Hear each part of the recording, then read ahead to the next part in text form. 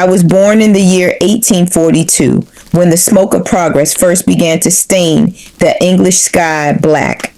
By the time I turned 12, my hands were no longer the hands of a child. They were cracked, reddened, and lined with cotton dust that would never quite wash away. I do not remember when my laughter grew quiet, nor when my back learned to bend before it learned to stand tall. I only remember the sound, the endless turning of wheels, the scream of iron belts, the overseer's boots striking the wooden floor. People speak kindly of industry now. They call it advancement, opportunity. But I remember the morning my mother tied my hair back with trembling fingers and said, "Be obedient, Eliza. It is for the family." That was the day my childhood ended. Not with a cry, nor with a farewell. It ended with a factory whistle. I first opened my eyes in a narrow brick house that leaned slightly toward the alley, as though tired of standing upright against the soot-laden wind. Our town lay in the north of England, where chimneys outnumbered church spires, and the sky bore the permanent color of mourning. My father was a laborer when work could be found, silent when it could not. My mother took in mending and washing, her fingers forever red from lye and cold water drawn at dawn. We were 5 children in 2 small rooms, our beds little more than straw pallets.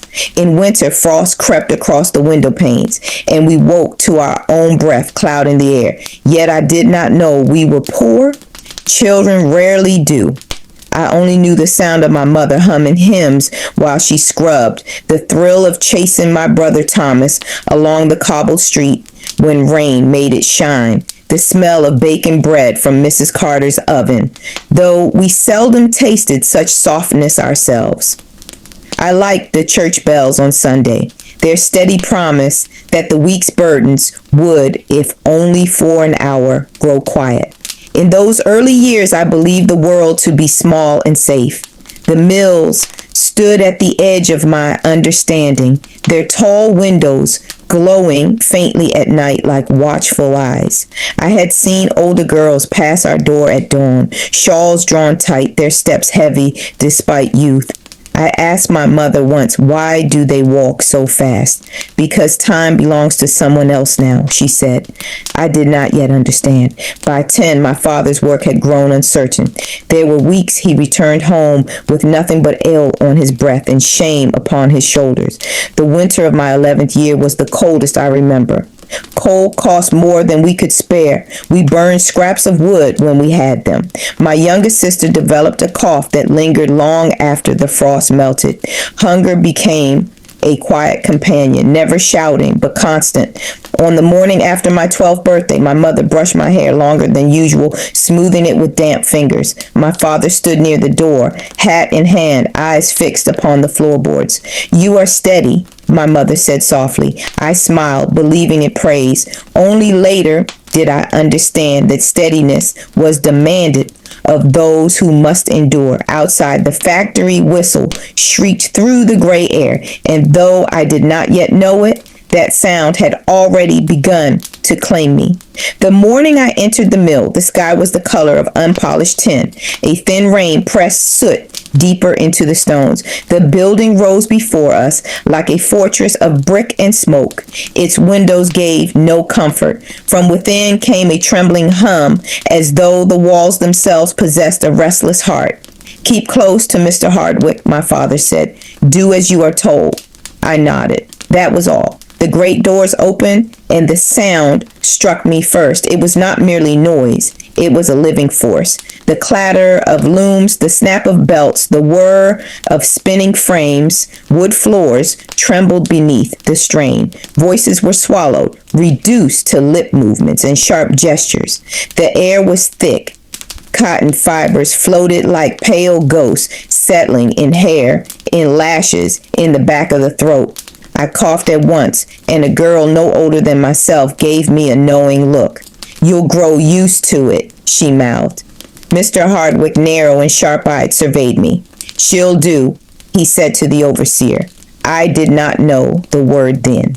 I learned quickly. My task was simple in explanation and punishing in execution. Remove the full bobbins and replace them with empty ones. The machines did not slow for small hands. We were expected to move with precision and haste. A moment's delay earned a scolding. 2 moments earned worse. By mid-morning, my fingers trembled. Reach, twist, pull, replace. Reach, twist, pull, replace. Threads stung when damp with sweat. A boy misjudged his timing, caught between belt and wheel. Blood marked pale cotton. He was led away, pale and shaking. The machines never paused. Do not stare, the girl beside me hissed. It angers them. At midday, I unwrapped the small piece of bread my mother had packed. Around me, children leaned against the walls, too tired to speak. I studied their faces, some scarcely older than 8, shoulders stooped, expression solemn, no laughter, only endurance. When the whistle sounded again, I felt something shift inside me. Not fear exactly, not sorrow, understanding. I belonged to this rhythm now. The turning wheels would measure my days. The whistle would divide my hours. My body would learn the language of iron and steam before it finished learning the language of childhood. By 13, I no longer believed in temporary things. Then came the day Margaret's hand was caught in the machinery. The sound of her cry still haunts me. I rushed, I grasped her small hand, but it was too late. The machines did not forgive. The mill had taken more than blood. It had taken her place beside me. The warmth of her shoulder, her quiet companionship. Before that day, I believed carefulness might protect us. I was wrong. The mill did not bargain. It did not forgive. It did not remember, but I did. Years passed. I grew tall, shoulders curved, hands lined and scarred. I rose before the whistle. Younger girls copied my movements, their eyes wide with fear and resolve. At home, my mother's cough worsened. I should have spoken, told her I understood. I did not. When she passed, grief carved my father inward. I continued working, carrying memory like a quiet weight that never set itself down. I never married. The meal had taught endurance, not tenderness. I am an old woman now. The mills still stand, though many are silent. The air is clearer, yet when the wind shifts, I taste the cotton dust upon it. When I close my eyes, I see 2 versions of myself, 12 years old, trembling before the great brick building, and beside a spinning frame, learning too soon that the world does not pause for the small. Between those moments lies the shape of my life. Pride kept me silent when love required courage. Pride told me to endure without complaint. Time does not return childhood nor restore unspoken words. But if there is a lesson in my life, it is this. Love must be spoken while it may still be heard.